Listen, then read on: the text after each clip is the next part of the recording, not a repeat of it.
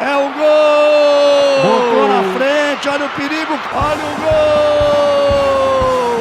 Chegaram de novo! Perdeu inteiramente o controle do jogo. Tira bem mais! A chance de mais um gol! Gol! Olha a bola chegando! E é gol!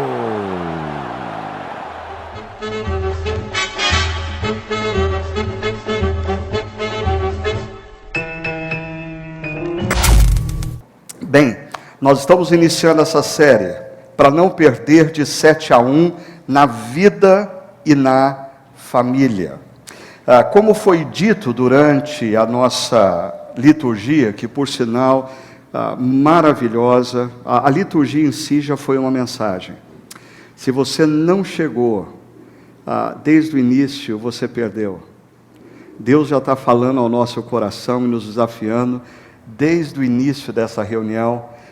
Reorganize a sua vida para você fazer desse momento de adoração comunitária um momento que seja efetivamente prioridade na sua agenda, na sua vida e na sua caminhada, porque foi muito bom tudo que nós vivemos aqui ao longo dessa primeira meia hora. Agora, foi dito num dos momentos da nossa liturgia que no contexto brasileiro, 1/3 dos casamentos acabam em divórcio. Ou seja, de cada 3 casamentos no Brasil, 1 termina em divórcio. Entre 1984 e 2016, o número de divórcios no nosso país aumentou 269%. Nada no nosso país, nem a gasolina aumentou tanto nesse período. Nada, absolutamente nada aumentou tanto quanto a taxa de divórcio no nosse país. Existe uma razão para isso. E a gente vai procurar trabalhar e refletir sobre ela nesse tempo de reflexão na palavra. Agora, hoje no nosso país, o tempo médio de duração de um casamento é de 15 anos. Mas caindo. Porque quando você fala de tempo médio dessa pesquisa de 84 a 2016, você ainda tem aqueles casais que estão se separando depois de 30, 35 anos de casado, e a maioria dos casais hoje, mais recentes, estão se separando com 3, 4, 5 anos de casamento. Então essa média, ela é compensada por aqueles que pertencem a uma geração anterior. Porque a geração jovem presente tem feito essa média cair assustadoramente e de maneira muito rápida. Nós vamos conversar hoje sobre fundamentos. E é muito simples falar sobre fundamentos na família, fundamentos no casamento, ou seja, eu não precisaria de mais de 10 minutos para pregação ou para reflexão dessa manhã hoje. Eu vou te mostrar por quê. Vamos começar pela leitura do texto bíblico, Mateus capítulo 7, do verso 24 ao verso 27. Portanto, quem ouve essas minhas palavras e as pratica, é como um homem prudente que construiu a sua casa sobre a rocha, caiu a chuva, transbordaram os rios, sopraram os ventos e deram contra aquela casa, e ela não caiu, porque tinha seus alicerces na rocha. Mas quem ouve essas minhas palavras e não as pratica, é como um insensato, que construiu a sua casa sobre a areia. Caiu a chuva, transbordaram os rios, sopraram os ventos e deram contra aquela casa, e ela caiu. E foi grande a sua queda. Eu falei que eu precisava de 10 minutos, gastei 1 minuto na leitura. Vamos então para a mensagem com os 9 minutos restantes. Primeiro, esse texto fala de 2 construtores, um sensato, um insensato, ok? O construtor sensato, ele constrói a casa fazendo os alicerces na rocha. Vem uma forte tempestade, a casa permanece. Vamos para o construtor insensato. Ele constrói a casa fazendo os alicerces na areia. E aí vem uma forte tempestade e a casa é destruída, a casa cai. Ora, muito simples, nós temos na primeira parte diferentes fundamentos. Existem pessoas que constroem casamentos e famílias sobre firmes fundamentos, que é a sabedoria de Deus. Existem aqueles que são insensatos e constroem casamentos e famílias sobre fundamentos não tão consistentes, a cultura do nosso século. Ainda, as adversidades são comuns aos dois. Não existe diferença. A crise conjugal que uma pessoa que vive com Deus, que vive a caminhada cristã enfrenta, é tão intensa e tão drástica quanto aquele que não vive uma vida com Deus. A diferença está que aquele que firmou a sua vida no alicerce, que é a sabedoria de Deus, tem resultados diferentes daqueles que firmaram os alicerces nos valores da cultura. Ora, Jesus conclui essa parábola dizendo: o construtor sensato é quem ouve as minhas palavras e as pratica. O construtor insensato é aquele que ouve as minhas palavras e não as pratica. Eu gastei 1 minuto na leitura e 4 minutos na explicação.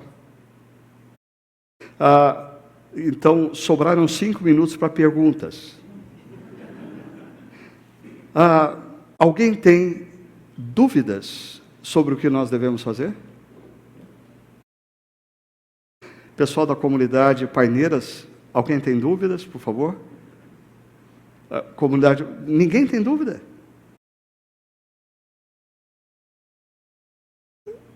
É simples.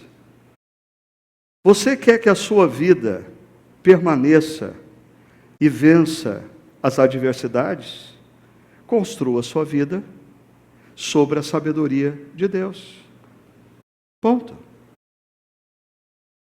O seu casamento, a sua carreira profissional, a sua vida pessoal. Você vai passar por adversidades e tempestades, mas se você tiver construído a sua vida sobre a sabedoria de Deus, tudo vai permanecer.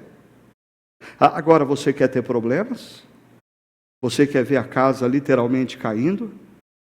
Você quer ver a sua família se diluindo?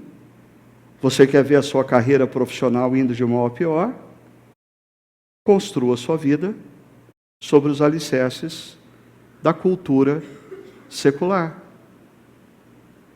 Eu vou dar mais uma chance, porque eu ainda tenho alguns minutos. Dúvidas? O problema, e aqui eu vou sair do texto bíblico, e vou sair também da minha apresentação, e eu vou caminhar para uma área que eu já estou avisando vocês, que algumas pessoas, bem possivelmente, vão me criticar pelo que eu vou fazer nessa manhã. Porque, bem possivelmente, algumas pessoas vão dizer o seguinte: eu vim nessa manhã a uma comunidade cristã para ouvir uma exposição bíblica. E o Ricardo Agreste deu uma aula de filosofia, e não uma exposição bíblica. Mas me desculpe, aqui vai talvez um desabafo pastoral. Eu sou pastor, ou um dos pastores dessa comunidade há 17 anos. Eu sou pastor cuidando de homens, mulheres, jovens, crianças há 31 anos. E quando eu olho esses 30 anos que se passaram, deixa eu dividir esses 30 anos em três partes, bem distintas. Vamos lá, meus primeiros 10 anos de ministério pastoral. Uma família entrava em crise. A família me procurava como pastor. Eu era o primeiro a ser procurado. E nós caminhávamos juntos por semanas e meses, conversando, orando, lutando. E de 10 casamentos em crise, 8 permaneciam firmes, 2 se divorciavam. Aí veio a segunda década do meu ministério pastoral. A segunda década do meu ministério pastoral é um pouquinho diferente já. Porque os casais entram em crise. E eu não sou procurado. Eles não querem saber o que eu tenho a dizer. Ou talvez não queiram saber o que eu tenho a dizer. Ou talvez saibam o que eu tenho a dizer, por isso não querem ouvir. Mas eu vou atrás. E eu chamo para uma conversa. E os casais ainda respondem. E depois de semanas e meses lutando, lendo a Bíblia, orando, conversando, dialogando, 5 casais permanecem juntos, 5 optam pelo divórcio. Mas o que aconteceu nos últimos 10 anos da minha caminhada pastoral, que coincide com os últimos 10 anos da minha relação com essa comunidade cristã? Nos últimos 10 anos, casais entram em crise. Eles não me procuram. Por sinal, muitas vezes eu só tomo conhecimento que eles se divorciaram quando a coisa já aconteceu. Mas quando eu ou um outro pastor da nossa comunidade toma conhecimento que o casal está em crise, nós tentamos fazer uma intervenção. E não poucas vezes a gente escuta o seguinte: pastor, eu sei que essa é a sua opinião, o senhor é pago para isso, mas é uma perspectiva pessoal. Eu tenho a minha opinião, eu tenho a minha visão pessoal, e eu sei o que eu vou fazer da minha vida. E de cada 10 casamentos em crise, 8 optam pelo divórcio, 2 continuam. Então, por que eu vou falar talvez mais de filosofia do que de exposição bíblica hoje? Porque a grande maioria dos casais que se separam no contexto de igrejas evangélicas, eles não se separam porque eles não conhecem a Bíblia. Eles não se separam porque seus pastores nunca falaram o que Deus pensa do casamento. Eles não se separam porque eles nunca leram livros acerca do que significa o casamento na ótica de Deus. Eles se separam porque a mente deles é uma mente secular. Eles são uma espécie de cristãos pagãos. Eles são cristãos porque eles ainda estão numa igreja, eles ainda leem a Bíblia, eles ainda fazem oração, eles até têm algum envolvimento com ministérios da igreja, mas a mente deles trabalha numa cosmovisão secular, pagã. E aí, quando você lê o texto, quem ouve as minhas palavras e as praticas, quem ouve as minhas palavras e não as praticas, o que define se vai acontecer obediência ou não, não é o fato de que a palavra de Deus disse o que tem que ser feito, mas é, na mente da pessoa, quem tem autoridade. É uma questão de cosmovisão. A cosmovisão é o conjunto de crenças e valores, conscientes ou inconscientes, que orientam o indivíduo ou a sociedade na interpretação de toda a realidade. Você tem uma cosmovisão. Você talvez nunca parou para escrever e descrever a sua cosmovisão, mas você tem uma cosmovisão, e essa cosmovisão funciona como óculos que estão sobre os seus olhos, e você olha o mundo, e você valoriza algumas coisas, desvaloriza outra, você se dedica a algumas coisas, não se dedica a outras. Por quê? Por causa da sua cosmovisão. E a grande pergunta é se a sua cosmovisão, a cosmovisão orientadora da sua vida, é uma cosmovisão bíblica ou é uma cosmovisão secular?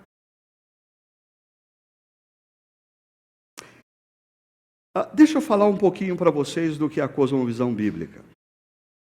A cosmovisão bíblica começa afirmando que toda a criação, todo o universo, preste atenção nisso, todo o universo é fruto de uma ação intencional de um Deus pessoal. A criação não é fruto do acaso, a criação não é fruto de um desastre que deu certo, a criação é fruto de um Deus que um dia concebeu o universo e de maneira intencional decidiu repartir a sua glória, criando o universo e os seres humanos para desfrutarem desse universo. Existe intenção, existe ordem, existe perfeição.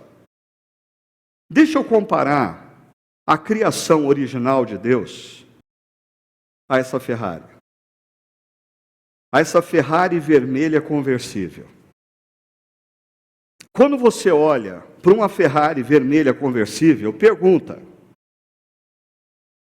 você pode me convencer que essa Ferrari vermelha conversível existe por uma casualidade?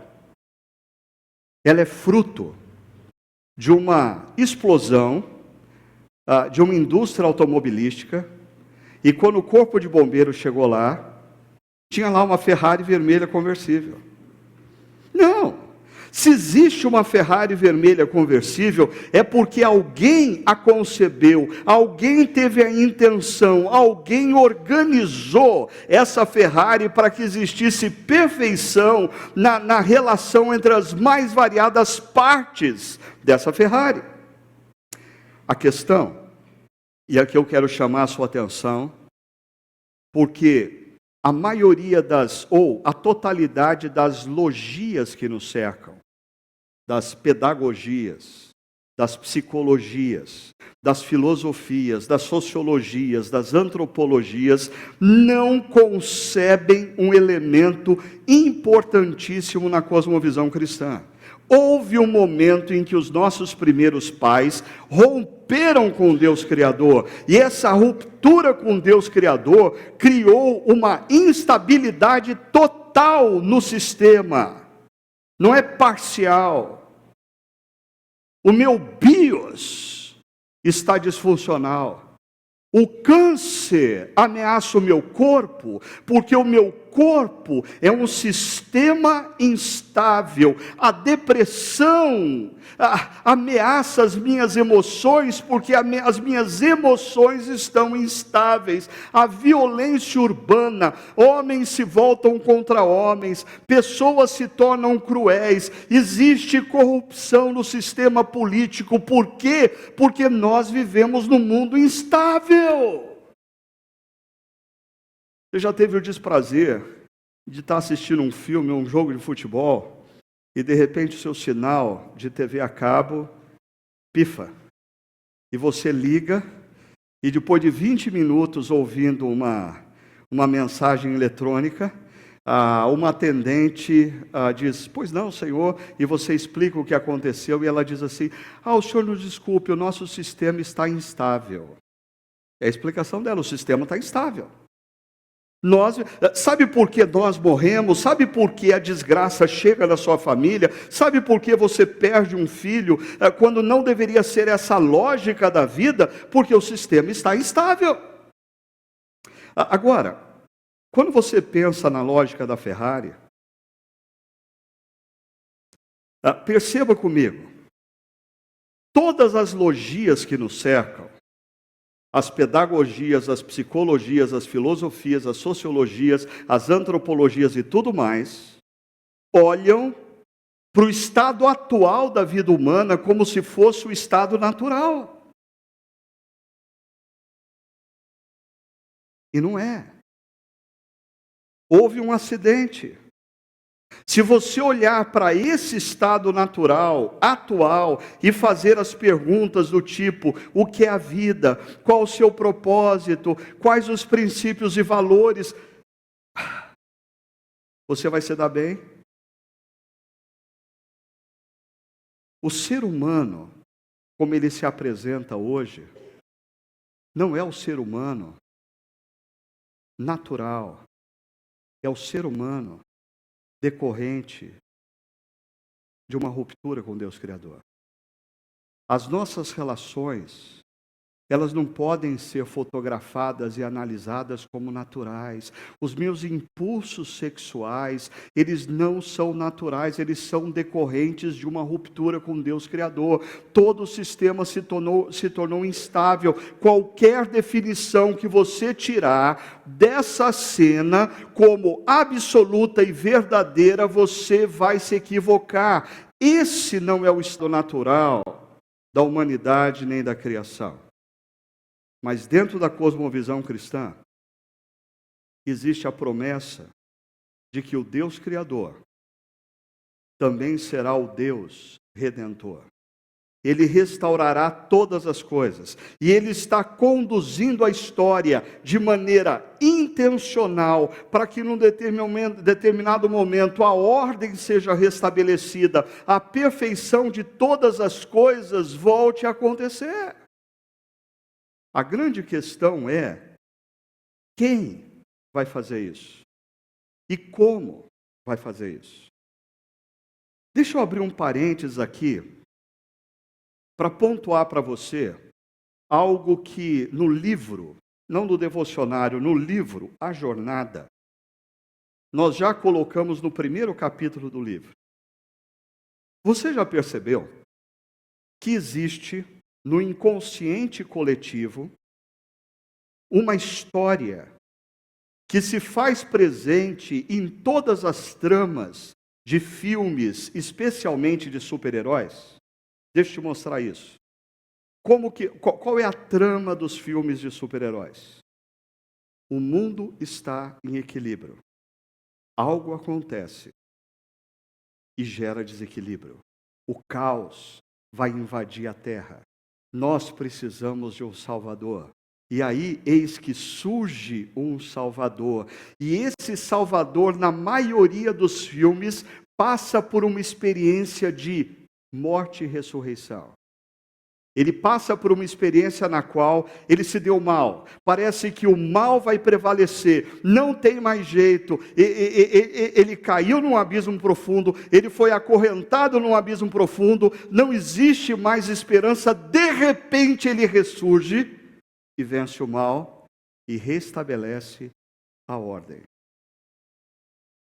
Pergunta aos filósofos de plantão: quem estabeleceu na mente humana essa trama que insiste em aparecer nas histórias da humanidade, seja qual for o momento histórico, seja qual for a cultura? O que Deus fez ao longo da história foi escolher um povo, o povo de Israel. Um povo, e deu a esse povo uma missão. E a missão desse povo era uma missão gloriosa: ser o canal para que o Redentor, o Salvador, que iria restaurar todas as coisas, entrasse na história. E eis que Jesus é o Deus que se fez homem. E quando Jesus se faz homem, ele se faz homem obediente. Jesus é o Adão que deu certo.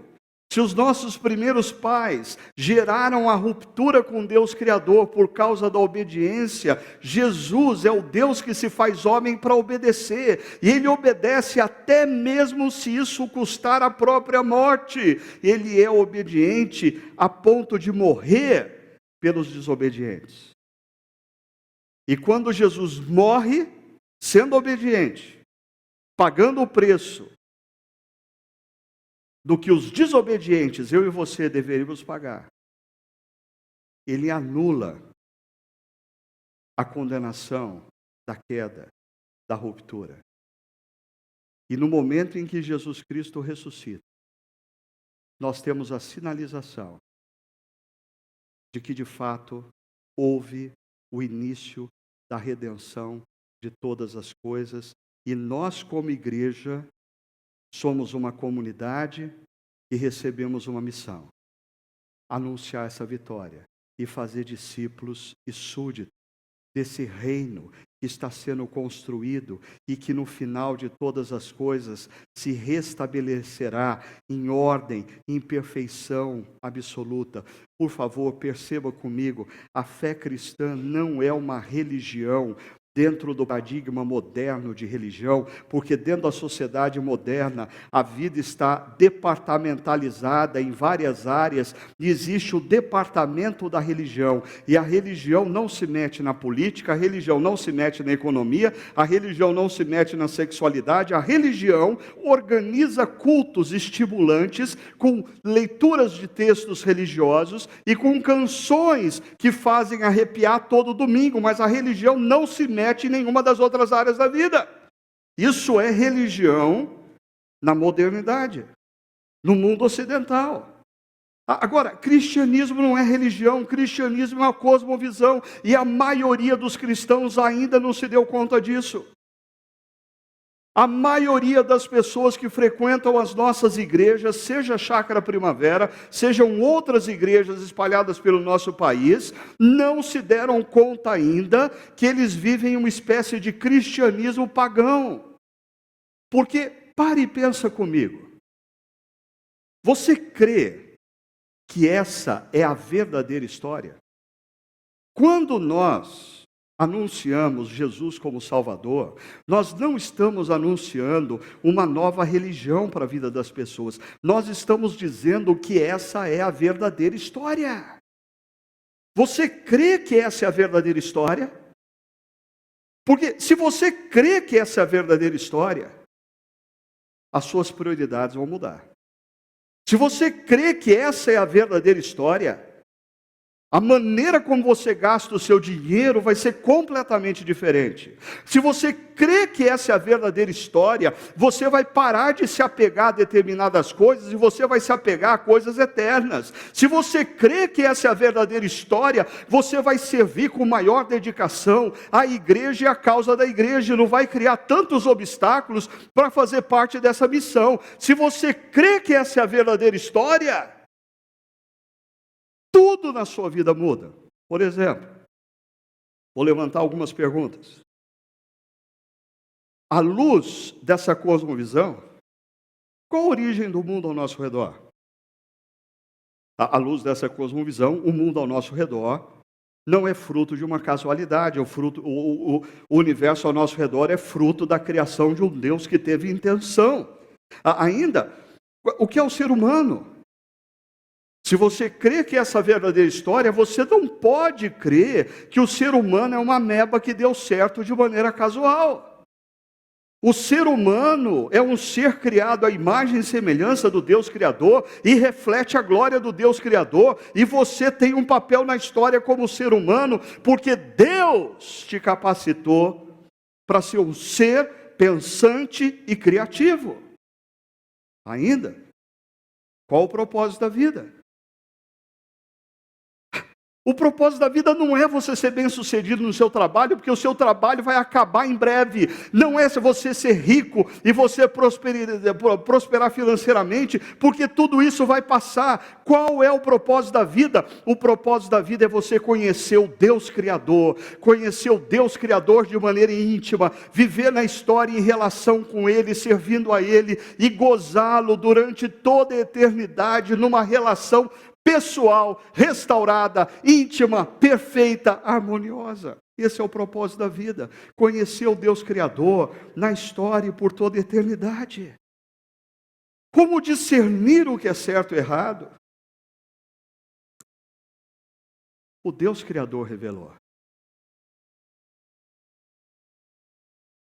Não, mas quando nós olhamos para as plantas, olhamos para os animais, olhamos para os impulsos dos seres humanos, nós percebemos que esse negócio de certo e errado é relativo. Não nessa cosmovisão.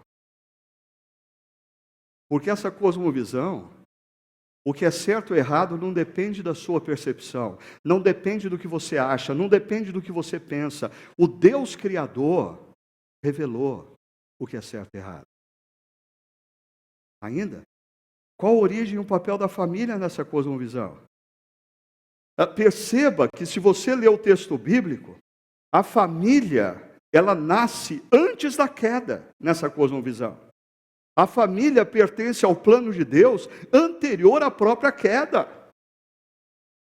E a família, ao longo de toda a trajetória dessa cosmovisão, tem um papel importantíssimo, porque Deus usa a família, a descendência da família. Deus chama não somente o indivíduo Abraão, Deus chama a descendência de Abraão. Deus inclui você, sua esposa, você, seu marido, você, os seus filhos, você, os seus netos nesse projeto. E o projeto da família é nós fazermos com que as gerações futuras conheçam um Deus Criador e Deus Redentor e vivam com Ele na história de maneira íntima para gozá-lo durante toda a eternidade. Qual o papel e o lugar do trabalho? Eu diria que aqui que a coisa pega. Porque a maioria dos cristãos que eu conheço não teriam coragem de dizer que não creem nessa cosmovisão.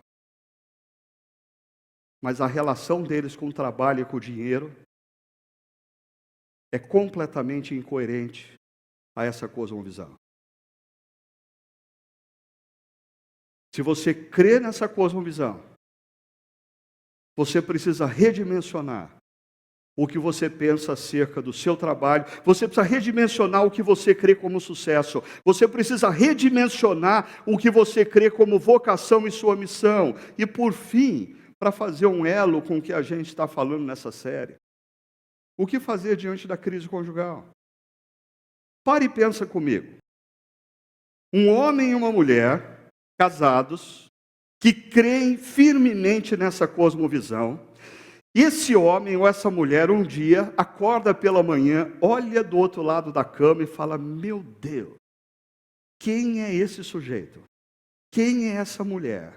Eu não sinto mais nada por ele ou por ela. Pergunta?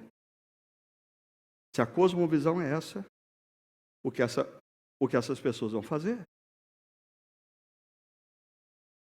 A cosmovisão determina a sua decisão. Jesus pode contar uma parábola dizendo: quem ouve e pratica é assim, quem ouve e não pratica é assim. Mas o que faz você praticar as palavras de Jesus é a cosmovisão que norteia a sua mente quando você olha para o lado e constata: o que aconteceu no meu casamento? Eu não sinto mais nada. Eu não sou mais apaixonado por essa mulher ou por esse homem. Diante do que aconteceu, eu preciso viver uma nova aventura, eu preciso ser feliz. Afinal de contas, eu tenho o direito... Desculpa, você não está trabalhando com essa cosmovisão. Mesmo frequentando uma igreja todo domingo, cantando todos os cânticos, se arrepiando 3 vezes por liturgia, ouvindo pregação, de vez em quando dando risada, de vez em quando chorando, mas a sua cosmovisão não é essa. Perceba. Existem outras cosmovisões.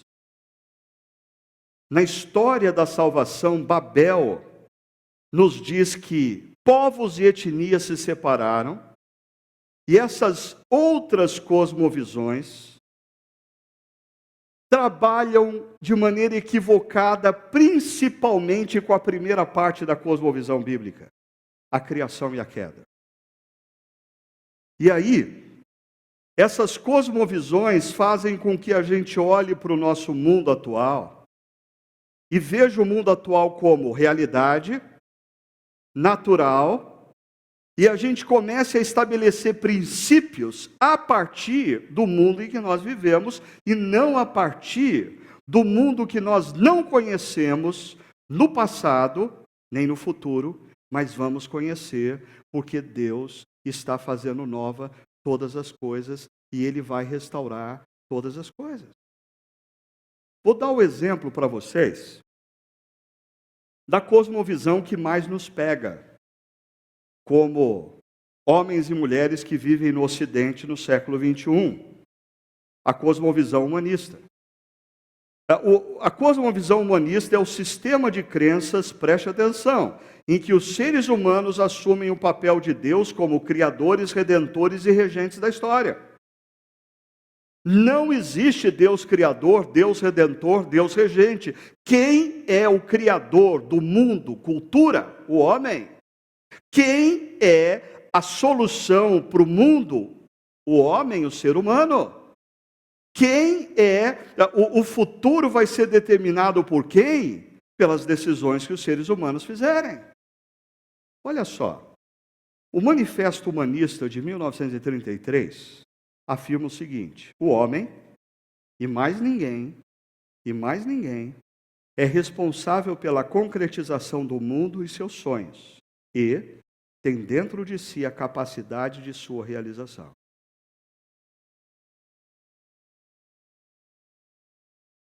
Aonde está Deus nessa história? Aí, quando você vai para a escola e faz todo o ensino fundamental, faz o ensino médio, vai para a faculdade, entra em contato com as mais variadas teorias e logias, você gradativamente é convencido de que o mundo que nos cerca é a realidade, o mundo que nos cerca determina o que nós devemos fazer. Por quê? Porque o ser humano é o centro de todas as coisas. Não existe a concepção de um Deus criador, de um Deus redentor, de um Deus que rege a história. Aí, a cosmovisão humanista, ela começa muito distante da gente, há mais de 2000 anos atrás, quando Sócrates, Platão e Aristóteles, na sociedade grega, começam a buscar a verdade ou as verdades universais sem ter por base a religião. De certa maneira, se justificaria, porque Sócrates, Platão, Aristóteles e outros pensadores gregos, eles não tinham a revelação, eles não conheciam a primeira parte da história, eles não trabalhavam com o conceito que Deus revelou ao povo de Israel da criação e da queda. Então eles começam a construir uma busca por verdades universais, pressupondo o mundo pagão em que eles viviam. Mas é impressionante, a gente nunca para pensar que o pensamento grego dominava o Império Romano, e um sujeito que nasceu em Belém de Judá, periferia da periferia da periferia da periferia, cresceu em Nazaré, um lugar onde ninguém no mundo de então nunca ouviu falar, um rabi judaico que andou pelas estradas empoeiradas da Galileia, conseguiu transtornar todo o pensamento greco-romano. Por quê? Primeiro, ele se afirma como Deus criador que entra na história para resgatar a criação. A criação não é fruto do acaso, a criação não é má como pensava Platão, a criação não nos revela as verdades absolutas como pensava Aristóteles, a criação é fruto de uma queda e o Deus Criador ama a criação e entrou na criação para resgatá-la. E mais, Jesus, quando se afirma o caminho, a verdade, a vida e principalmente a luz do mundo, essas características são as características que os pensadores gregos buscavam como verdade absoluta. Eles buscavam o caminho, eles buscavam a vida e principalmente eles buscavam a luz. Prova disso é que o ressurgimento dessa ótica do pensamento clássico no mundo moderno se chama iluminismo. É a luz que ilumina a mente humana, para a mente humana conseguir discernir o que é certo e o que é errado. E Jesus entra na história e diz: a luz sou eu. Você quer discernir o que é certo e errado? Me convida para entrar na sua vida. E eu vou iluminar a sua mente e o seu coração. Mas a Idade Média, a gente tem ali uma crise porque Agostinho, Tomás de Aquino, dentre tantos outros, fizeram uma tentativa de sintetizar a fé cristã com o pensamento clássico. Então, Agostinho tenta sintetizar a fé cristã com o platonismo, Tomás de Aquino tenta harmonizar a fé cristã com o pensamento de Aristóteles. Isso não sai uma coisa boa, mas num determinado momento emerge na história, no século XVI, XV, XVI, XVII, o que nós conhecemos como Renascimento, que é o resgate do pensamento clássico, ou seja, crescente confiança na razão, crescente defesa do ideal humano de autonomia e de liberdade. O ser humano volta a ser pintado, o ser humano volta a ser alvo de esculturas. No Renascimento, o ser humano volta a ocupar o centro. O ser humano começa a observar o mundo e começa a buscar verdades absolutas através da observação da natureza. São os primórdios do que nós conhecemos como ciência moderna, e isso vai desembocar no que nós conhecemos como modernidade, que é a antítese da cosmovisão bíblica.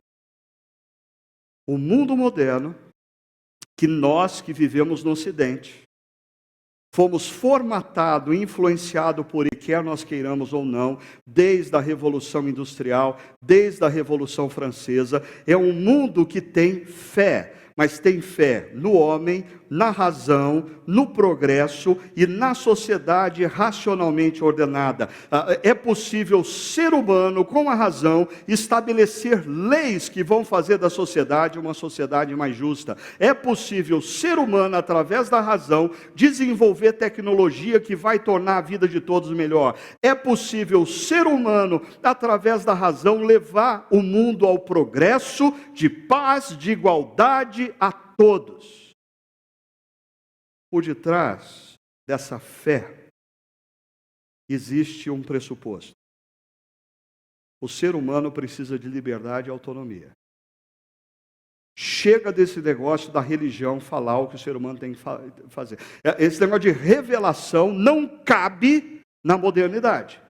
Um Deus que dita o que nós queremos ou o que nós devemos fazer, não cabe aqui. Para nós termos o progresso esperado, para nós termos a sociedade honesta, justa, igualitária que nós sonhamos, nós precisamos de liberdade, de autonomia e através da razão nós vamos construir esse mundo. Verdade? O século XX estabelece um grande ponto de interrogação nesse projeto. Porque a mesma tecnologia que nos favoreceu com tantas coisas, criou a bomba atômica. A mesma ciência que faz uso da razão para chegar a verdades objetivas do que é certo ou errado, por favor, preste atenção, a mesma ciência foi a base de Adolf Hitler para fazer o que ele fez durante a Segunda Guerra Mundial. Nós chegamos no final do século XX com uma sociedade onde nunca a desigualdade foi tão grande, nunca os ricos foram tão ricos e os pobres foram tão miseráveis, nunca as doenças emocionais estiveram tão presentes nas sociedades mais diversas, nunca a violência foi tão intensa e a agressão de ser humano para ser humano foi tão cruel. E a promessa da modernidade, de que se nós construíssemos um mundo a partir da razão, buscando a verdade objetiva, confiando na boa intenção do ser humano, aonde está essa sociedade prometida, isso gera o que nós conhecemos hoje por pós-modernidade, que é a decepção com o ideal moderno. Razão, progresso, verdade.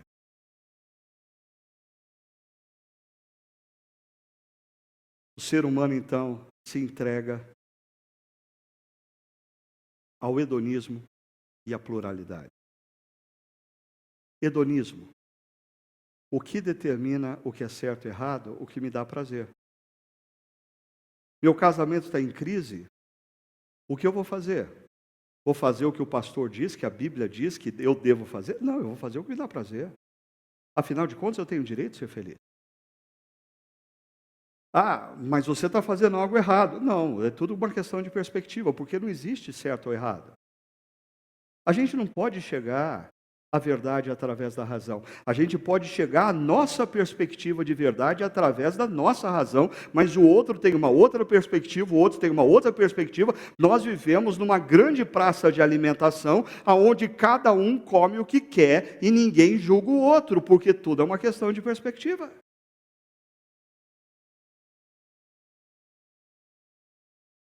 Eu estou terminando agora essa parte para o alívio geral de muitos de vocês. Então, pensem comigo. A cosmovisão norteadora de homens e mulheres do nosso mundo ocidental contemporâneo é determinada pelo desejo de liberdade e autonomia. Eu faço o que eu quero. Hedonismo e pluralidade. Eu faço o que me dá prazer.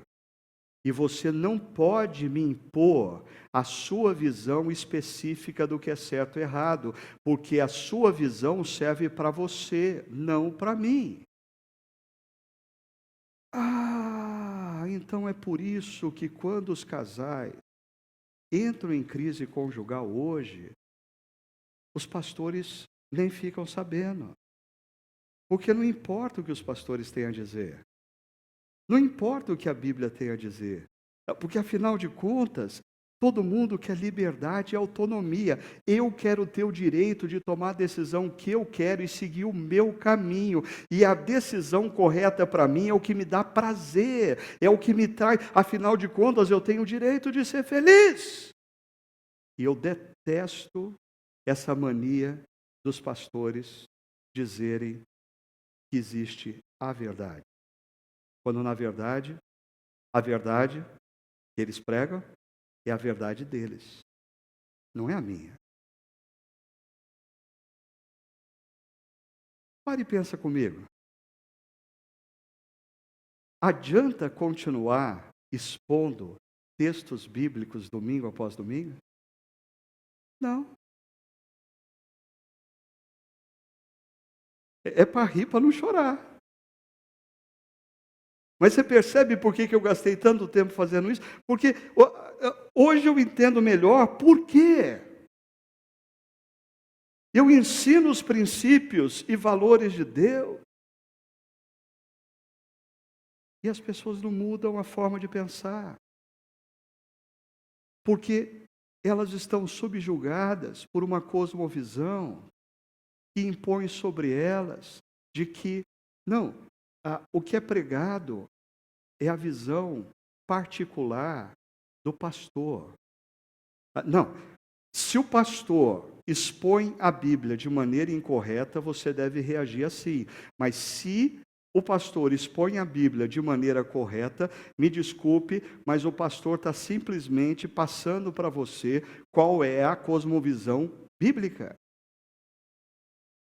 Agora, se você está dominado por essa visão, ou essa cosmovisão, me responda as mesmas perguntas que eu fiz anteriormente. Qual a origem do mundo ao nosso redor? O mundo ao nosso redor surgiu do acaso. Foi uma casualidade que deu certo. O que é o ser humano, eu já disse, é uma ameba que foi agraciada, porque deu tudo certo. Deu tudo certo para essa ameba. Qual o propósito da vida? Ter prazer. Se o sucesso profissional te dá prazer, busque sucesso profissional. Se você acha que você precisa de dinheiro para ter prazer, busca dinheiro. Porque esse é o propósito da vida.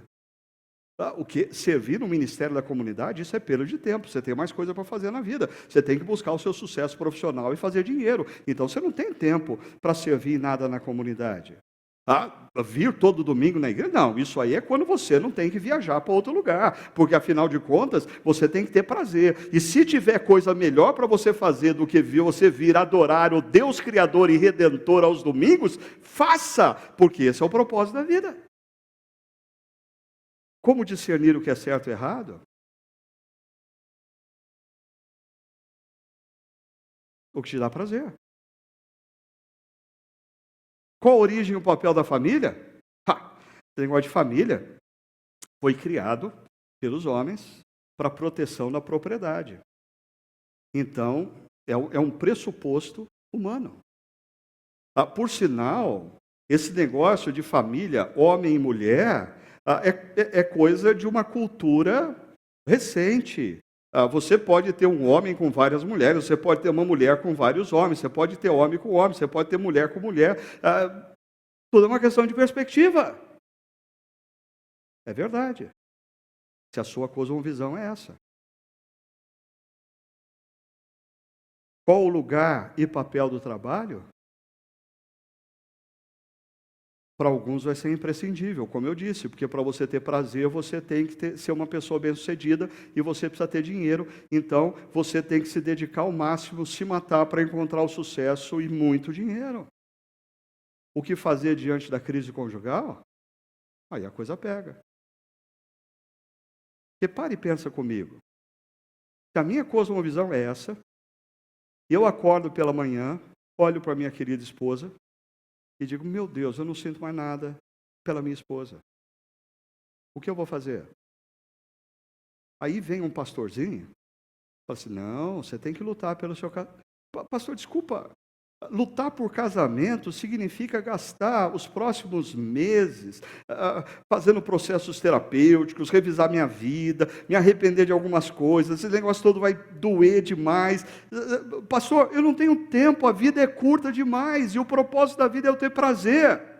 Deixa eu partir para outra, é muito mais fácil, é muito mais simples. É muito mais simples. Assim, eu volto para a gente terminar no sermão de hoje. Olha que coisa básica e simples, gente. Qual a dificuldade da gente praticar isso? Jesus conta a história de dois construtores. Um construiu a casa sobre a rocha, veio a tempestade, a casa permaneceu. Esse construtor é aquele homem, aquela mulher que escuta as palavras de Jesus e as pratica. Por quê? Porque a cosmovisão desse homem e dessa mulher é a cosmovisão bíblica. Mas existe o insensato. E, por favor, não é a minha visão particular. Se você está nessa, vai brigar com Jesus. Porque foi ele que disse que essa pessoa que eu vou descrever agora é insensata. Que constrói a casa sobre a areia, vem a tempestade, desaba tudo. Por quê? Porque ele escuta o que Jesus diz e não obedece. E por que ele não obedece? Porque ele não entendeu? Não. Ele não obedece porque ele tem uma outra visão de mundo. Aonde o que Jesus está dizendo é um absurdo. E ele vai fazer o que dá prazer para ele. Ele não tem tempo para perder. Afinal, a vida é um curto espaço de tempo. Eu sou uma ameba que deu certo. Não tem vida depois que eu morrer. Então me dá licença que eu vou fazer o que me dá prazer e você não se meta na minha vida. Nem você, pastor. Assim, terminamos. Para refletir e praticar, qual é a cosmovisão que orienta a sua vida? Eu queria muito que você saísse daqui nessa manhã, vocês aqui em Barão, vocês aí em Paineiras, incomodados. Assim, eu sei que muitas vezes a gente vem na igreja para ser consolado, e quando o pastor fala de coisas gostosas, a gente abraça o pastor, ai pastor, obrigado pela sua palavra, foi tão encorajadora. O meu propósito hoje aqui é essa palavra ser altamente desestabilizadora. Por quê? Porque iniciando uma nova série sobre família, mais e mais, eu sempre me questiono se vale a pena falar o que já foi dito. Eu, por exemplo, quando eu pego as séries passadas sobre casamento e família da Chácara Primavera, vou ser muito honesto com vocês. Eu paro e penso assim, eu não sei se eu tenho mais nada novo para falar. O que eu tinha para falar, eu já falei. Mas mesmo assim, pessoas que participaram de 8, 9, 10 séries sobre casamento, de repente acordam, olham para o lado e dizem, não quero mais. E aí eu, como pastor, não tenho chance nem de argumentar com a pessoa. E aí alguém se levanta e diz assim, pastor, sabe o que é? A nossa igreja está precisando de escola bíblica dominical. Aí outro vem e fala assim, não, Ricardo, sabe o que é? Está faltando discipulado. E aí você cria escola bíblica dominical, faz classe para casais, programa de discipulado. E o povo continua tratando o casamento e a família como algo descartável. O que está faltando para muitas igrejas não é mais ensino da palavra, é conversão. É conversão. Nós frequentamos igreja, mas as nossas mentes são seculares. A gente precisa ouvir a palavra do apóstolo Paulo, para a gente não se deixar conformar com o presente século. Mas nós precisamos nos transformar pela nossa renovação da mente. As nossas famílias precisam resgatar o que é a cosmovisão cristã. Você precisa começar a sentar do lado dos desenhos do seu filho quando está assistindo desenho animado e perceber qual é a cosmovisão por detrás daquele desenho. Você precisa começar a ser responsável de olhar os seriados da Sony, da Fox, da HBO, seja lá o que for, e se questionar qual é a cosmovisão por detrás desse negócio. Não vou nem falar das novelas da Globo, porque eu nem aconselho você a assistir.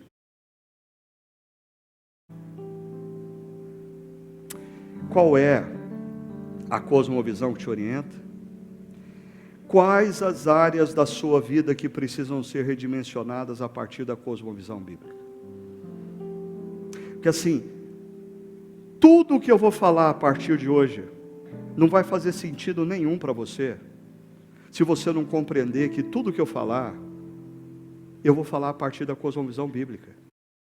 Por exemplo, eu não vou entrar na discussão com você de gênero, porque essa é uma discussão que pertence a uma outra cosmovisão.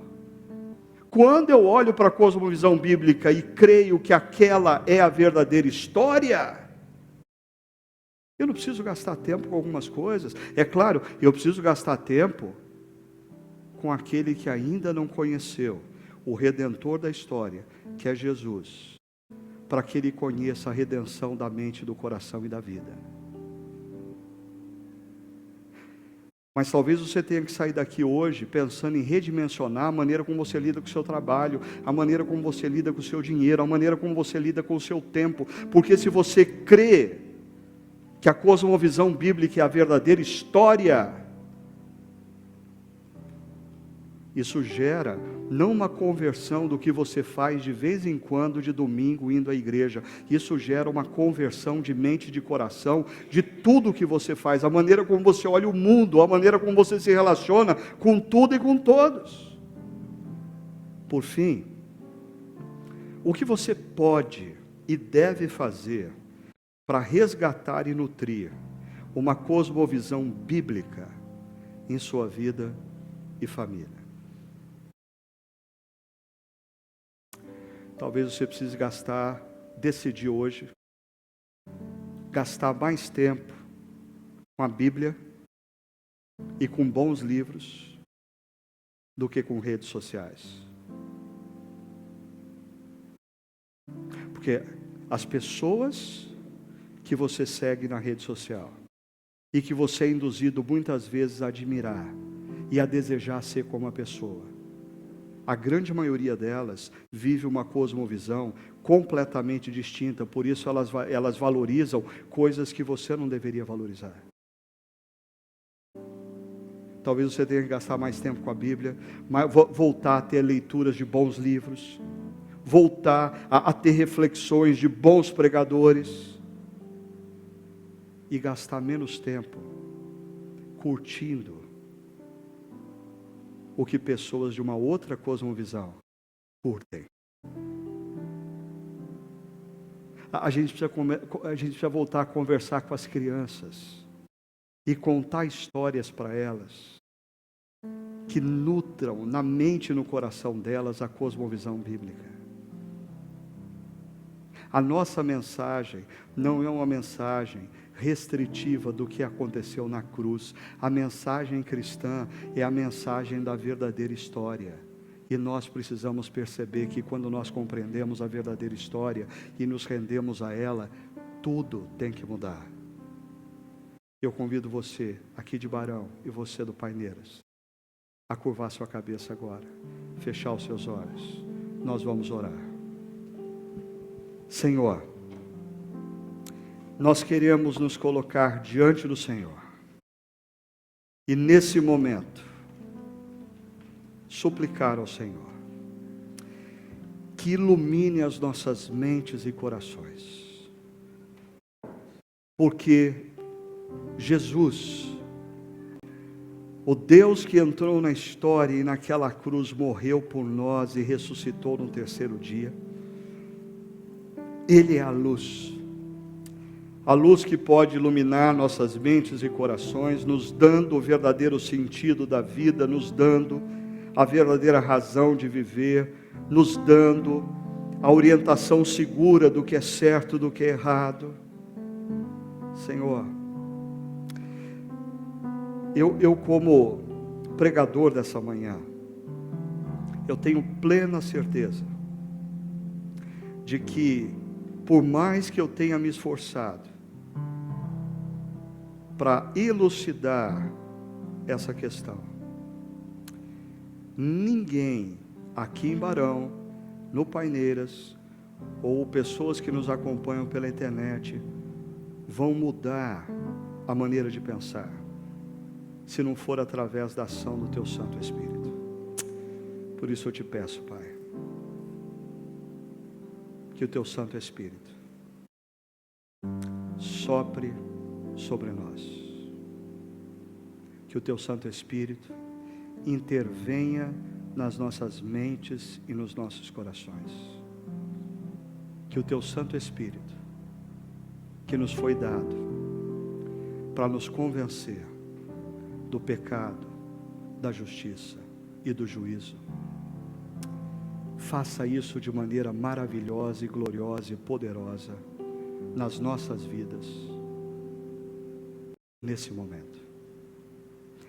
Em nome de Jesus, o nosso Redentor, que nós oramos. Amém.